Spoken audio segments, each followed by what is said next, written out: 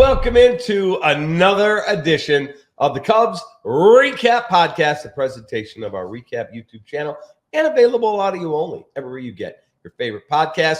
That's my partner, Gordon Wittenmeyer. That's my co-founder of the REKAP channel right there, my partner, Ryan McGuffey. I'm David Kaplan. All right, before we get into some Cubs talk, I have a question for you guys. Who do you want to win the World Series? If you had your choice, your druthers, and is Shohei Ohtani now, in your mind, the greatest player in the history of the sport? Oh, wow. The second one first. Wasn't there just a poll out there? Somebody ran a poll and Babe Ruth won it. Yeah, and I saw the guy who I think was running it. His tweet said, this guy ate 2 hot dogs, had 6 beers, took 2 women home, hit with a 42-ounce bat, and did not know what conditioning was. And he's still the greatest player in the history of the sport. I think the hot dogs were all about hangovers. Yeah, I don't think the hot dog thing was real. But I don't think you can. I mean, they didn't let Babe Ruth do both, because once he could slug the way he did, and he revolutionized the game. No doubt about it. The uppercut swing, the ball changed. He took advantage. He out-homered teams. Mm-hmm. So he revolutionized the game. So has Shohei. And if you just look at, just what he can do. Yeah, there's nobody like him. Babe Ruth's the only one that compares. Dr. McGuffey? It's a no-brainer. It's the hardest era to hit a baseball. Bigger, faster, stronger. The speed that Shohei Ohtani's facing as a hitter, but what he's doing, to his ability to come back from multiple injuries, not just Tommy John, but he had the torn labrum. I know it's like this guy gets banged up, comes back. How about what he did as a DH while with a torn UCL? While he had torn UCL. Yeah. This is a no-brainer to me. Like I've always thought that. Like Babe Ruth for sure will go. I don't know. It'll be interesting to know, and we'll be long gone, 50 years, 100 years from now, if people are still talking about Shohei Ohtani. They should be. Will people still be talking about Babe Ruth? Like that'll be the fact that we're talking about Babe Ruth 100, like all of these years later. Go down as the most legendary name in the sport. I agree with. That I agree with. Yeah. It's Babe Ruth. It's Shohei Ohtani. He's Japan's own. Like that's probably part of it for some, but I don't have any problem watching Shohei Ohtani do things that like make your jaw drop. The 3 homers that he hit in Game 4. Oh my God, that was the one greatest. Cleared the ravine.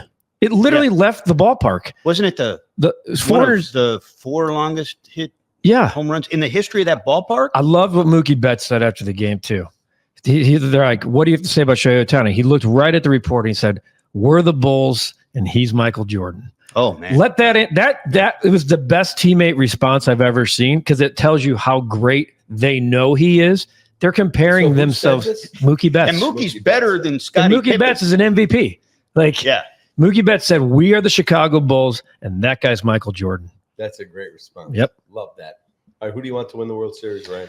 I actually don't have a problem if the Dodgers win the World Series. I don't think they're like, people get mad at they're spending money. And I like Dave Roberts saying, like, we're going to break baseball or whatever. Like, let's go do it for 4 more games. I like the idea of the Blue Jays winning. They're a fun team.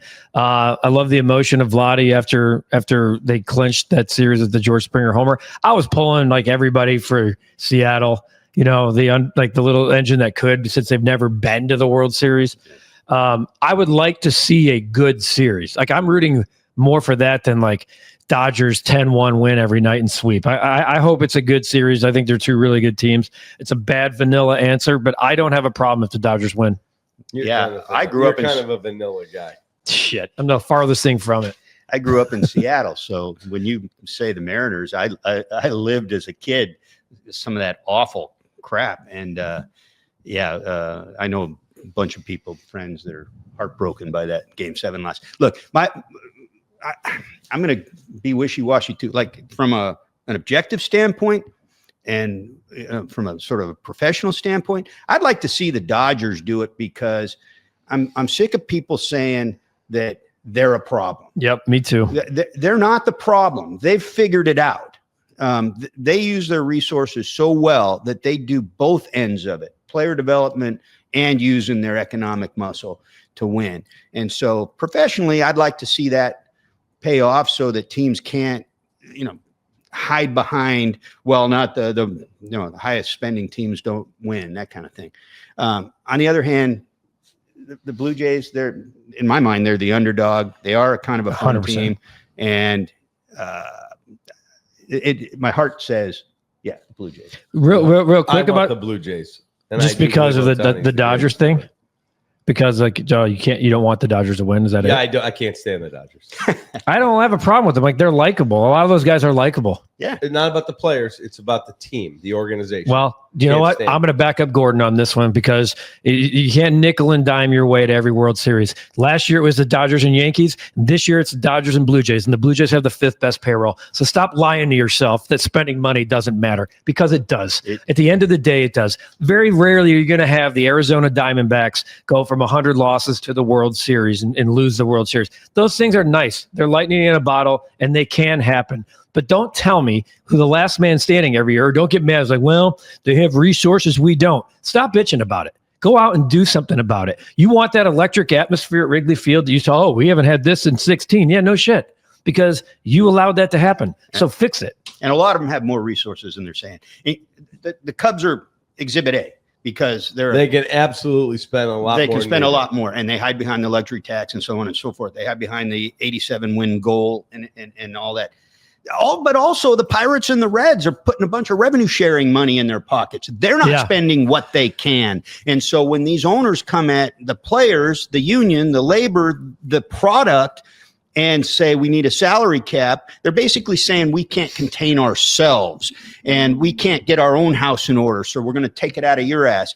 And in the meantime, they're not giving their fans back what the fans are paying for oftentimes. I would like them to mandate spending the revenue share on your team. That would be fantastic. Yeah, I mean they've strongly urged. They strongly urge. Well, the problem, that's a whole different can of worms, because then you wind up with a bunch of Severinos out there. If you remember that one, he got overpaid by the A's because they were getting and Benintendi's, like Severinos and Benintendi. You're gonna the Pirates are gonna sign Andrew Benintendi for 5 for 70, or a pitcher that you're like, really, that guy got 3 for 60. And you want to talk about messing up the economics of the game? Arbitration is based on comps, and as soon as these things start happening, there's already aberrations among the comps. And as soon as that becomes more commonplace, where this guy gets overpaid, that guy gets overpaid, a lot of those comps get lost. All right, let's move on to the Chicago National League Book Club after this from Sinus and Snoring MD.com. This guy used to be a snorer, a big-time snorer.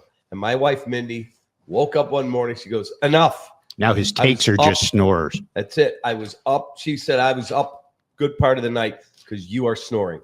You're going to call this number. You're going to go to that website right there. You're going to get the number. You're going to call them. We have a friend. His daughter works there. You're going to go see Dr. Nariz. I did. Guess what? This guy doesn't snore anymore. Sinus problems, allergies, snoring issues. Super easy. Sinus and Snoring MD.com. Locations in Oak Creek, Kenosha, Mount Prospect, Lombard, and monthly Elgin pop-ups. That phone number Cap mentioned is 847-886-0875. There you go. All right. Let me make a little change here. Take my nice Stretch Works hat off. What, you got stretched today, Gordon? Oh, the best. I wonder what the hell that was. Jeez. Halloween's coming, Gordon. Good Lord, what is this? It's time What for is it, Jen Pillsbury Hoyer to cook a gourmet meal for the fan base. Oh, good Lord. That's it. So I got my chef's hat on. Where are you shopping? Which is a store? Are you at the butcher? Are you at Aldi? Well, I need him at Williams Sonoma first. Well, get some high quality cooking implements. That's not happening. 1. 2, I need him at maybe, Boston Fish Market for some really nice jumbo shrimp right off the boat. I need to go to a nice butcher to get myself some good cuts of steak. And then I want fresh vegetables, farm to table, we like to call it, to those of us in the know in the food industry. And then it's time to cook me up a gourmet meal, because sounds expensive, Gordon. I went back last night and I was watching the tape of the game 4, when they won to force back to Milwaukee. And my beautiful wife and her beautiful sister were there. And I'm seeing there's Laura Ricketts sitting right first row. There's Tom. There's the Ricketts family. and they're having the time of their lives. They're standing up during the 7th inning stretch, and they're looking around like, how cool is this? And they're really nice people. But guess what? If you're going to enjoy that atmosphere, I don't want to hear, well, the budget says we can't do this or we can't do that. It's time to open up the coffers, go get me a top flight number 1 starter. I just was told by my friends over here that Edwin Diaz of the Mets is going to probably opt out. He's got $38 million left over 2 years. He's probably looking for a 4-year commitment. He's 31 or 32. So guess what? I need a closer. I want top of the market. And can you imagine Timmy Trumpet playing at Wrigley? Oh my God. Bring it on. Let's go. How good are you on the stovetop with Spam? I've never tried Spam in my life. I mean, dude, Kraft macaroni and cheese. That's what you're talking about, pal. I don't know what you expect. And I don't You know said what that top line has starter. I mean, who is that? Framber Valdez, Ranger Suarez, Dylan Cease. Yeah, I wrote down some names here. I don't. Other than that, like you're shopping, and there's not. Those are the 3 what you would call top tier of this free agent class.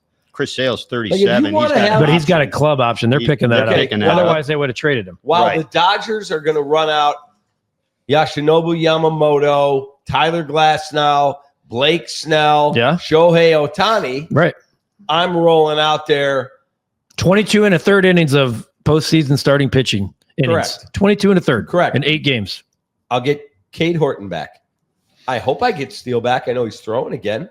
He's a good pitcher and a You should great get him dude. back by maybe June. Okay. So if I have Cade Horton and Justin Steele, Okay.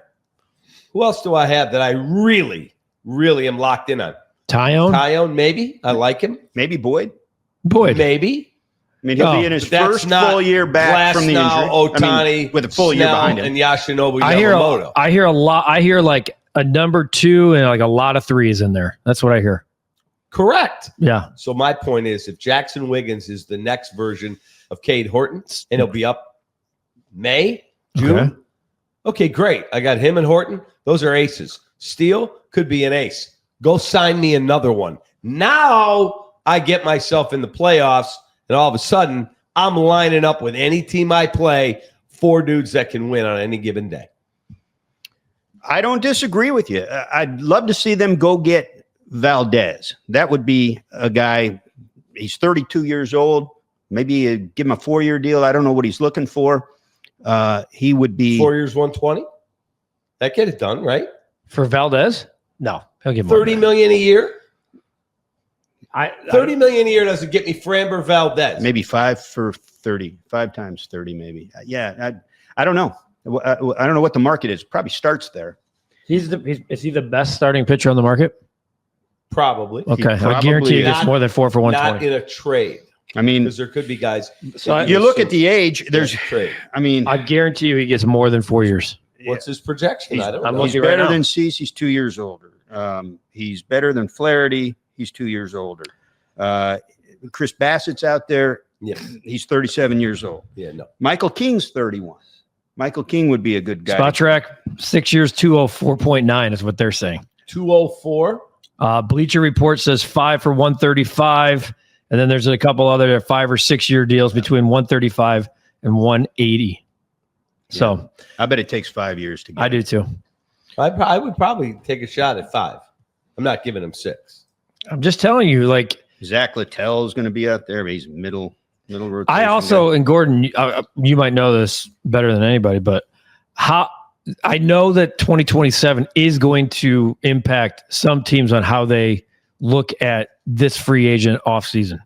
Okay. How do you think the Cubs are one of those teams? We've talked about this before. Probably, unfortunately. So a 5 year, 50 million or 5 year, you said 35 for 150. They're going, that's 2020. Is it more like, well, we'll acquire, let's leave Tarek Skubal off the table here for a second, but somebody with a year left on their deal that a team's flirting, which we know, it's not going to be the Brewers, it's not going to be Peralta, but somebody like that. But my friend Gordon Wittenmeyer had a great point. He doesn't make them often, but when he does, boy, they resonate. He had a great point with me the other day. Gordon said, why would you double pay for a player when you can just get them for one thing. And it's a great point. If I go get Joe Ryan, Mackenzie Gore, whoever else, Tarek Skubal, I'm not only going to have to pay them a huge contract, I'm going to have to give them the best of my system. Why do I want to double pay? Yeah, and spend a little more money. And the other point on that with Skubal is if you do give up some of those guys, the Owen Caissies of the world, the Jackson Wiggins of the world, then what happens, and maybe even some of the young guys that finish the season on the big league roster, what happens is if you get pitching like that, you have the luxury of bringing in a young guy like Owen Caissie and giving him Kyle Tucker's position and seeing if he can run with it. And if he can't, okay, well, you're still pitching well enough, presumably, to compete. And same way with going in with Shaw at third, who's had an up and down 2025. You say, okay, this is your position until it's not. You have the luxury of that. But if you trade away some of those guys, you don't have them, and you do have to double pay. That makes no sense. There's guys on the free agent market, and you start with a base of pitching already. You just need to add to that base. What if you were looking at, let me just paint you a scenario here. 2027 is a work stoppage. Okay. You're going to try to continue the momentum of a 92-win season by adding Skubal, and you're going to trade Owen Caissie, Matt Shaw, and Jackson Wiggins. That's the reason not to do it. That's more of a reason not to do it. And here's why. Because I'm saying, like, if these guys come up and they hit 230 and they flop, and then they have a year off of the game, now we're talking about 3 years from now. No, you're right about that. But the other thing is, if you're a team like the Cubs or the Phillies or the Blue Jays or the Dodgers or the Mets, a team that makes a lot of money and should have, and in some of these cases, they have exercised their resource advantage in being competitive. Then what happens is if you go sign Framber Valdez, let's say it's 5 years and $150, $30 million a year. Let's say you're out for a year. You not only don't have to pay him that year, depending on the strike and all that, and whatever the final terms are when you come back, but you get grandfathered in on any changes that occur in the economic system. So you get this $150 million guy that maybe doesn't exist after the new CBA. The new CBA, if the owners are successful, and I got value that doesn't get docked against me. I'm buying that a lot. I'm buying that. I'm buying that stock every single day. They should look at it. Then you're making a case for pulling like a fifth going into 15, like a 14 offseason, like December of 14 when they signed Lester and Hayward. I'm buying that argument where I might go get Framber Valdez and Edwin Diaz, or Framber Valdez and a bat, and say, screw it. I'm going to kind of do 2 off seasons and one, projecting that 2027 is a loss. And you're grandfathering yourself into a deal going forward. It's not going to impact or impede your cap, or if there's a floor. And worst case scenario, I don't hate competitively, you don't go. Best case scenario, you don't go out. You play the season and everything gets resolved without a strike or a lockout. That's best case scenario. Right. And then you just have the good players. But it seems like by all accounts, and this is like, it's a year out before we really. I'm just saying it's a win-win. 100%. It's either way. It feels like there's going to be lost time no matter what in 2027. But in that scenario, you're spending and you're still hugging. You're spending and hugging. And if the guys flop, they flop, and you lose the ceilings of a possible big trade. But I can buy that. I can buy both arguments. I don't think the Cubs are a team that's going to look at 2026 as win or bust. That if I were the Tigers, I would look at it like that. I'd say, screw you. We're not trading Skubal.'re going to go sign a couple of guys and try to load up. But they're not going to. I know that. But that's that's bad leadership. That's a bad thought process, because you're not going to sign the guy. And that's you're not rewarding. You're running that. You're not rewarding your fan base because you're going to let Tarek Skubal walk. So why not reward your fan base by giving him one more shot and giving you assets, giving them another starter that can actually. So it's not just Tarek Skubal and the misfits. It's Tarek Skubal, another dude, and oh, by the way, there's another middle of the order bat, and just go for it. And if it doesn't work, at least you can tell your fans, like, man, we did it. And then they'll say to you, well, we could have traded him for 3 big-time Okay, assets. well, we're not. You could play that game all day long. I would have argued that the Cubs should have traded some of their assets at this year's deadline, and maybe we're talking about who do you want to win the World Series, the Cubs or the Blue Jays? I think that's pretty self-evident. Yeah, so I agree with that. I mean, you're always going to have the. Yeah, I'm talking about off-season trade though with Scooble, not in-season trading prospects to get assets. I'm talking about if they truly are like, no, I know we're not giving this dude $450 million. You have to trade him. You have to. There is no. That's why the Brewers keep winning, because they're going to move on from Freddie Peralta. They are not going to sign him, right? So they're going to move him this winter. Okay, well, the Cubs, but you can't thread the needle though. You got to the Milwaukee Brewers know exactly who they are, and they have no problem letting you know who they are. The Cleveland Guardians are the same way, but then you have these big market teams that occasionally say, "Ooh, we got to rebuild our farm system, and then we'll go out and get Kyle Tucker for a year, but $400 million, I don't think we'll have a plug and play." You're threading the needle, man, and you can't do both. And if you're going to do him for just 1 year, you got to do something at the trade deadline. That kills me. That is the thing that I don't understand. If you're going to give up Cam Smith, good prospect. If you're going to give up Wisniewski, solid arm, not a star. Depth guy. Depth guy. And a starting third baseman in Itzhak Paredes. Yeah. If you're going to do all that for 1 year, then you absolutely have to push your chips in at the deadline. You have to. When you have the second best record in the National League. You're positioned to go deep in October if you land the right guys. And we saw players moved in the offseason that could have made that difference. You mean at the deadline? I'm sorry, at the deadline. That could have made that difference, which means we know what the price tag was on those guys. Eugenio Suarez have looked at third. Right? How about that? We talked about the Mariners earlier getting to Game 7 of the ALCS. They don't do it without either one of those guys, Eugenio Suarez or Josh Naylor, not to mention Caleb Ferguson, who had a 3.27 ERA down the stretch for them to get him there. Or one of the lights out closers that was dealt. There were 4 or 5 guys that throw 100, and I think the Cubs lacked that in their bullpen. You had it from Palencia, but Palencia was pitching in the 4th or 5th inning at times, and down the stretch it was. And I'm not taking anything the Padres away. Gave up a lot. They did, but they should have. I mean, get Mason Miller and 5 years of whatever control. And they might yet turn him into a starter, which makes him even more valuable. Right. But the Cubs, and this is a huge hat tip to the Brad Kellers and the Drew Pomeranzes of the world. Chris Flexen earlier in the year. Veteran starters that turned into great relievers. Lightning in a bottle. The Cubs caught lightning in a bottle with those guys that were throwing 94, 95. I know that Keller got up to 97, 98 in the 8th and 9th innings, but none of these guys were coming in throwing 103, 104. It wasn't just Mason Miller doing things like that. The Brewers were doing. The Cubs didn't have that in the back end. They failed not acquiring Duran or somebody that was actually a lights out, and you work backwards from there. They didn't shorten their game. They didn't lengthen their lineup, and they helped their starting pitching by doing nothing.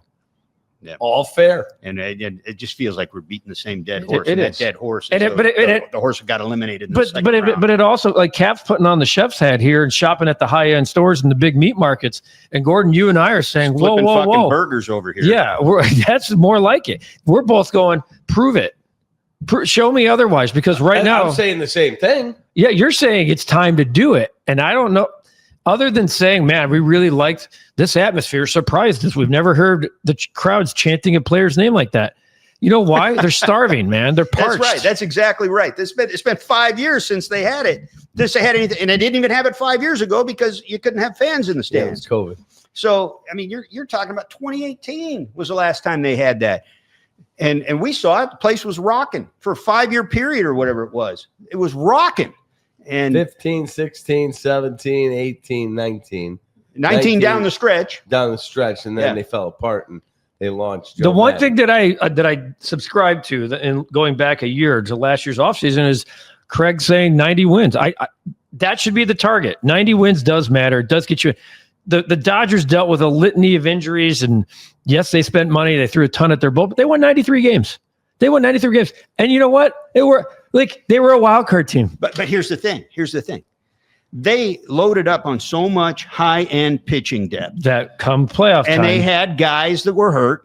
And they took their time getting those guys right. Because they hung in, and they had enough depth to compete all year long. And then these guys started coming back mid-season, 2 months to go, 1 month to go. Now these are their playoff starters. Yeah. Blake Snell's starting game 1. He missed half the season. So you look at that and you say, well, this is really a 105-win team that's out there on the field in the World Series right now. Team. And it's because of the way they operate, the way they use their resources to their competitive advantage, which everybody should do. If you're the Cleveland Indians and you're high tech, Cleveland Guardians, you're high tech and you do player development like nobody's business, and that's how you get there year after year. Great. Dominate. Right. Dominate. And they know do. who you are. If Jed. Hey, Jed. Chef Cap over here. Yeah, I'll get you the chef's hat. I need you to cook this off season. I don't want to hear any more about, well, we should have enough money to have a good team. And I'm a big fan of Jed's. He's been here in the studio. I hope he'll be here this winter. But when I hear him say that, it's not a shot at him. It's his bosses are probably telling him, settle down, Sparky. We're not going to $285 million like the Blue Jays. Look, let me point this out. We talked about this on the last podcast we did a couple of weeks ago after that last loss. And I told you what I'd heard from people in the organization that Carter Hawkins got up and said, our goal is to win 87 games a year. And that's like when he said, we got to keep our eye on 2032. Yep. And it's right. It's just an awful thing to say. And he said the one publicly. But here's the thing about it is, as disgusting as it is that a team operates like that, especially a team in the economic stratosphere that the Cubs are, it's not an aberration. He's not anything close to a one-off. Seattle, 2 years ago, Jerry DiPoto said, I wrote this quote down, our goal is to win 54% of our games. By the way, that's 87.5 wins. Nobody wants to hear the goal is we're going to win 54% of the time. Right. He said it out loud. He got his hand slapped for it. He's the quiet part out loud, the whole thing. But what we know from watching the behavior of a lot of these front offices is this is becoming more and more the norm. And when a team like the Cubs does it, just the same way that they became the first big market team to tank about a decade plus ago. Houston's not a big market team? No, not the same way the Cubs are. No. And what number TV market is Houston? I know. Yeah, and if 4 or 5. But the Cubs did it. Might be 4, actually. And by the way, I want to say, like, they did it with the Astros did it with, I don't know, whatever new ownership came in. The Cubs, I remember writing a bunch of stories on this. Now you're throwing me here, but the Cubs were the first big market team to do it start to finish, and the Astros did it right about the same time. They were one of those years. I think it was the first full year of Theo's regime. They were the most profitable team in baseball that year. The Yankees had some debt or something. And they Forbes said that. And even before that, people in the organization were saying Crane Kenny was walking around the office crowing about that. So the highest revenue to the highest, most profitable team in baseball was tanking. Anyway, the point is that they helped usher in an era of widespread tanking. CBAs had to address that. And you think they were wrong for doing it? No, I think actually that's not my point. It's a problem for the industry that happened. But my point is that these business practices that are so distasteful, especially to the fans paying high prices, especially fans paying the highest prices, and the Cubs are among those, and with the highest revenues that are engaging in these business practices, that's a problem. I think that's a problem. And if you're a fan paying these prices, when you see your third highest revenue team, they're consistently top 3. Do we agree with that? Top 3 or 4 for sure. Top 3 or 4 for sure. Hiding behind the luxury tax threshold, talking in their internal meetings about our goal is to win 87 games, the same way that this 54% model, that's a problem in the game. It's a problem for the fans. And it's one thing to do it if you're sort of the middle of the pack and you say, well, that's how we sustain, because it makes sense on paper, economically, evaluating if we can probably sustain an effort that's 54%. But the Dodgers do what? 60%. Yeah. I mean, and they can sustain it because they use the resources available to them. They use the resource advantage they have available to them. The Cubs can do better than that. I think we agree with that. Do better than they do. Do better Not than better the than goal the of 87 wins, Agreed. 54%, trying to sustain this floor that's roughly just under the luxury tax threshold when your revenues suggest you can do so much more than that and give back to the fans. Meanwhile, you're leveraging everything you can to make more money. Do you remember Tom Ricketts? I think Guff and I, we may have been at a press conference when he said we are redlining payroll. They were at, I want to say 244. Yeah, something like that. And 244, that was several 235. years ago. Yeah. What I'd have to look back at what the number was, but he goes, it's unsustainable. We can't do this. Here's the one problem. Like, this is something I think that tanking provided. Tanking obviously means you're stripping it down to the studs. Your payrolls are super low, amongst the lowest in the game. And then when it's time to build it back up and you start to see the prospects come, you sign that big free agent and you win, you're like, this is awesome. Oh, our payroll is still relatively low because we have a lot of these guys on team. Yeah, Bryant and Rizzo took a below market. So what I think part of the impact of tanking was like, we can still do this and give some money out to big guys, but we don't need to like do it like we used to. And so they're still living in that, like what they've learned off of that. And you're getting this collective group all in this 54% mindset that doesn't cost as much. And it's not right. B, it guarantees you nothing other than competitiveness for your fan base for 6 months. Doesn't guarantee you a playoff spot. And for the most part, if you operate that way, look at the Mets. If they operate that way, to use a White Sox phrase, you'll have a seat at the table, but it'll be near the end. And by the time the shit gets to you, you'll have very little of a serving left. Yeah, I want to point out something else too. We talk about the tanking. We talk about this business model. Who's running the organization and how's it being employed? Because one thing we knew when Theo Epstein was running the organization, what happened in 2016 when he had a 100-win quality team, when they went wire to wire, when they were in great shape at the trade deadline, and even his bullpen looked good.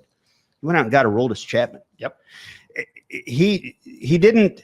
There was more pressure to win because they hadn't done it. Okay. Now that they've so done is that it, okay? like, is you? By the way, I'm not saying that's right. Let me ask you this. I'm just giving you a point of fact. We've worked around Theo for a number of years. 10 years. We got a pretty good idea of the kind of competitor he is, kind of cutthroat competitor he can be at times. Do you think that would be good enough for him? Like 10 years later? That's why he's not here. Right. And what I'm saying is, like, when you got, depending on who's running the show, that's what makes the trade deadline in 2025 so egregious. It was there. It was there, and they chose not to push any chips in. And at least when we talk about this 54% model that a lot of teams are going for, at least Seattle went and played big at the deadline. Yeah. They were in, and they weren't in. I don't even know if they were in first place then. I know they weren't. I know they weren't third. down they got in finally down the stretch. They had every chance to get themselves and think about just, not just being aggressive. They wanted both players in a deal with Arizona. They couldn't get it done. So let's just get the Naylor deal done. Then went back and got Suarez. Got the next one, and they got a bullpen arm. Yeah. All right. We were going into the offseason. When you come back next week, we will have at least 2 World Series games in the books, and we'll talk more about the available players the Chicago National League Ball Club could be trying to procure or not procure. And by the way, Jose Quintana. Keep this in mind. Stop. I love it. We're not bringing Jose Quintana back. You know what? When you play have for him on the south 54%, that's a lot of Buicks, my man. Yeah. Hey, Fielding Bible. All Fielding Bible. The Fielding Bible defensive team came out. Yeah, the today. All defensive team by Fielding Bible. Cubs team of the year. Team of the year, baby. So hang that in here. Do fans get to post for pictures for that next year in Gallagher Way? Just keep this in mind. A lot of the guys that are part of that, Pete Crow Armstrong, Swanson, Nico Horner, Hap, they're back next year. Yeah. My point in bringing this up isn't like, let's go fly a W flag. F that. It's about you start with that as part of your base this offseason too. So keep that in mind when you're looking for pitching and run prevention. Yeah, and, take and that, what can Guff. win next year. That's fine. I'll tell you. That is a wrap for this edition of our Cubs Recap Podcast, a presentation of our Recap YouTube channel and available audio only everywhere you get your favorite podcast. Thank you to our great partners at SinusandSnoringMD.com. You snore? I used to. No more. Thank you. Because of SinusandSnoringMD.com. Check them out. Tell them I sent you. Have a great rest of your day. Jed, start cooking, baby. Let's go. Put a gourmet meal together. Let's go win a World Series. Take that.